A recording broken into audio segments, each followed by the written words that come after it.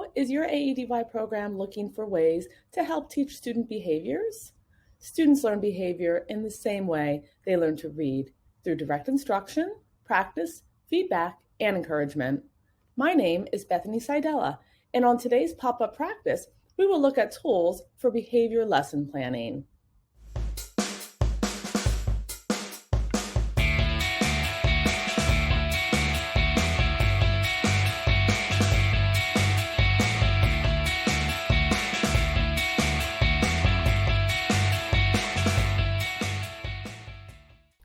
So think about this. When a child doesn't know how to read, we teach. When a child doesn't know how to swim, we teach. When a child doesn't know how to multiply, we teach. When a child doesn't know how to drive, we teach. When a child doesn't know how to behave, we punish. Just as with academic and other skills, our students need explicit instruction for behaviors.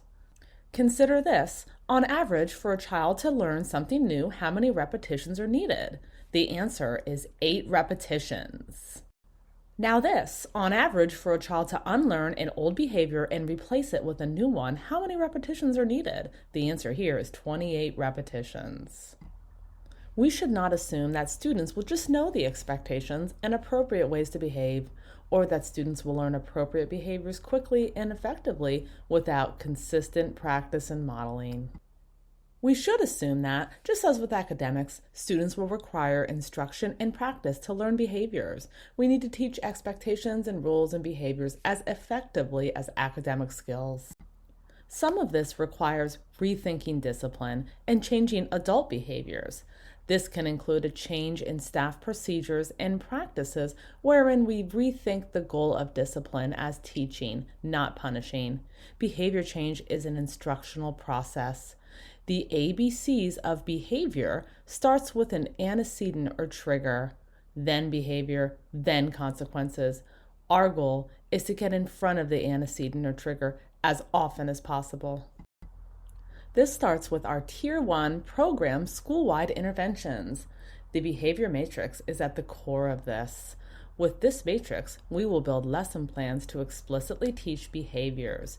This is a good time to take a look at your matrix and reference the Pop-Up Practice Behavior Matrix video. Keep in mind, it is not enough to just have a matrix and post it on the walls. The matrix expectations need to be taught through careful lesson plans.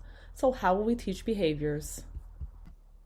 When we teach academics, we follow a cycle of defining or telling, modeling or showing, practice in the setting when possible, monitoring or assessing, and then adjusting or reteaching.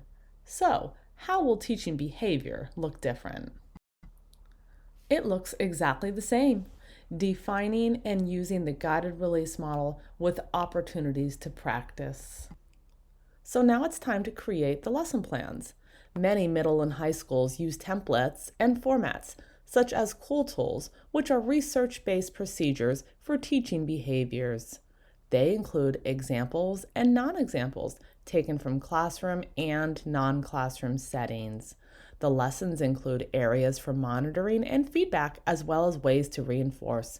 They are taught initially, and boosters are added as needed, just as with academic skills. These lessons should be taught in authentic settings as much as possible.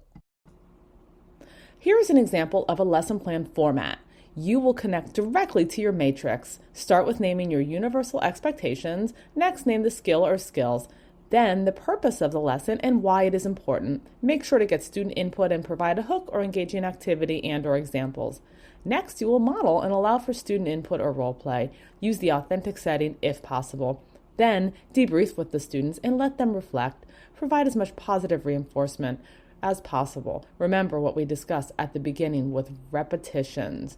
You will want to utilize these lesson plans initially and with booster lessons as needed.